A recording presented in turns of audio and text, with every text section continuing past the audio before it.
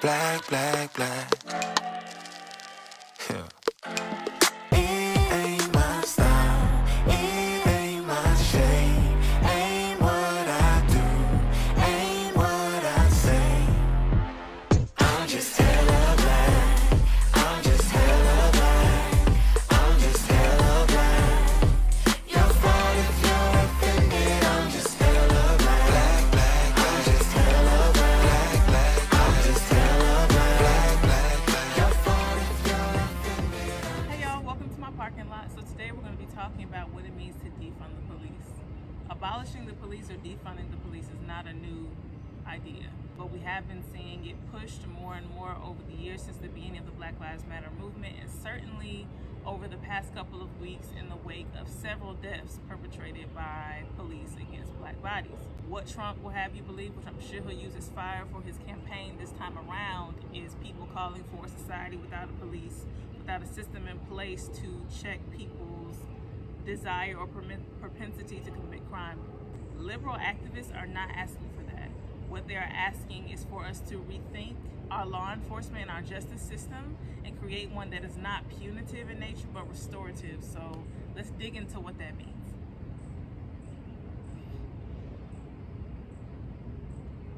So first, people would like to know the difference between abolishing the police and defunding the police. And to be honest, they're essentially the same thing.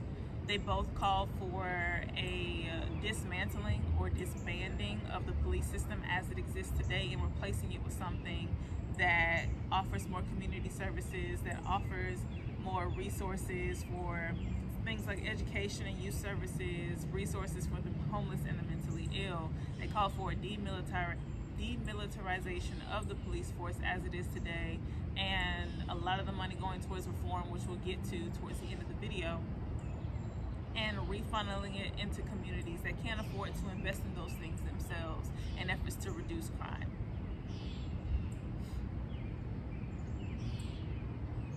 When we think about what the policing system does, one would think it would have something to do with reducing crime, when in all actuality, it just polices the crime that already exists.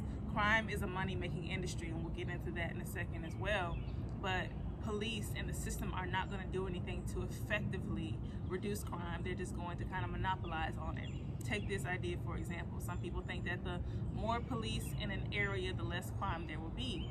But when you think about the type of neighborhoods and policing that goes on in them versus crime levels, that doesn't really make sense. You will find more police in hoods and ghettos and marginalized areas and poor areas, or areas of people of color. But in white suburbs, you see less and less police cars.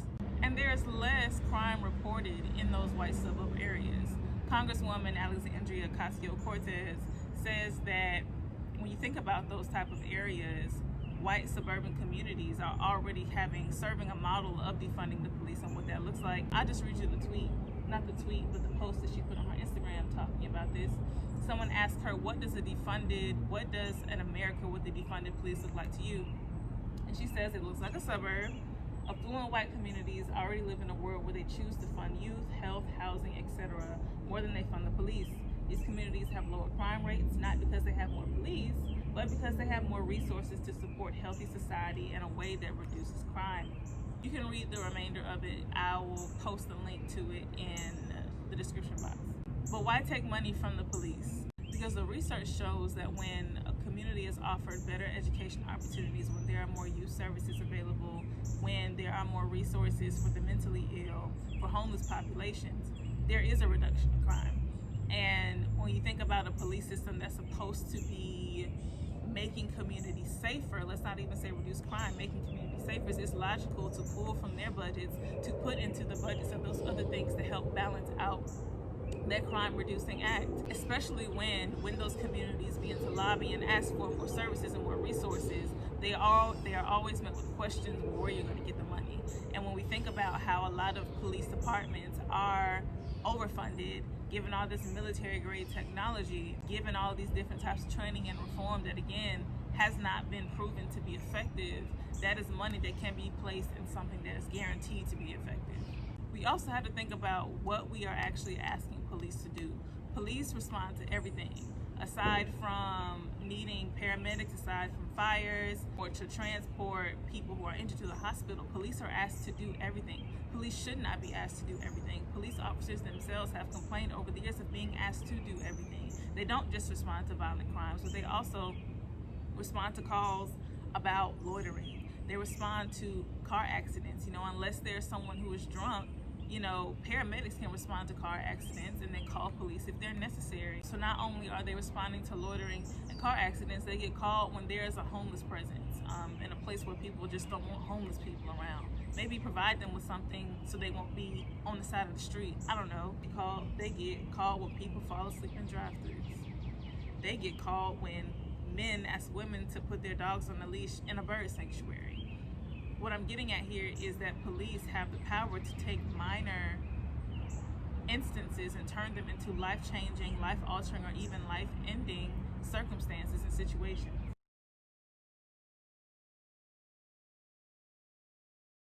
Getting into reform,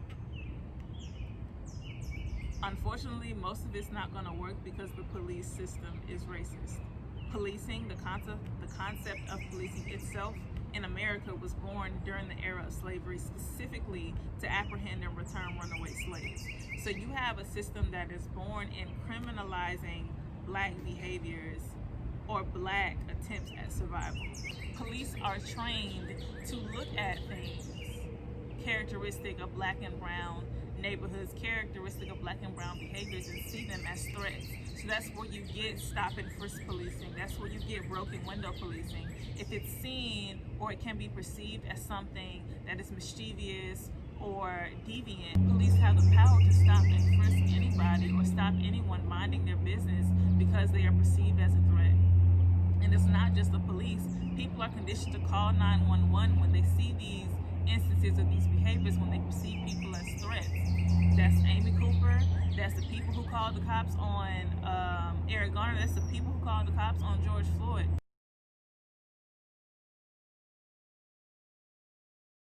So when we talk about defunding the police, we're also talking about defunding the system. And honestly, that's the biggest problem a lot of wealthy conservatives have. Because what it comes down to is we stop calling the police for things. We stop arresting people as much. And the less you arrest people, the less bail money you can make off people's bodies in jail.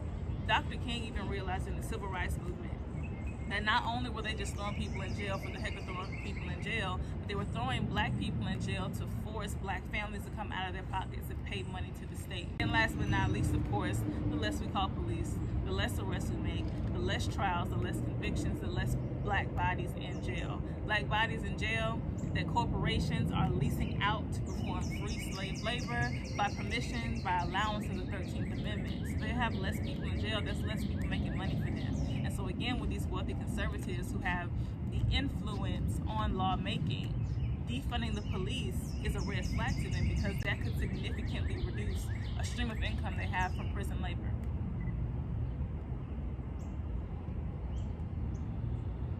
As I've been saying throughout the whole video, reform is not working.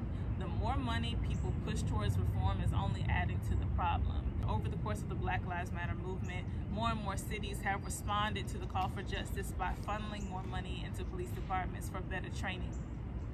And although diversity training has increased, there has not been any data supporting that there has been any significant correlation between diversity training amongst units and the discrepancy between black and white police stops, police arrests, and police shootings. Reforms have also pushed police unions to be more aggressive as far as protecting their constituents, protecting police officers from getting convicted, from getting charges brought against them when they are just doing their job. But that makes us again reconsider what the job of a policeman is and whether or not that should be reworked and reconstructed. So that's about all I have for you guys today. As you can see, we just have to throw the whole system away and start fresh and start new if we really want to see change. I've listed all of my resources for today's conversation in the description box. I gave a couple links for you to look up some stuff if you still have questions.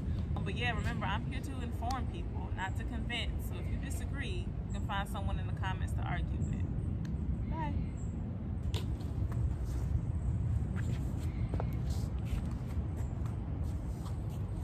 You gotta keep that. You just want to be a part of my life so bad.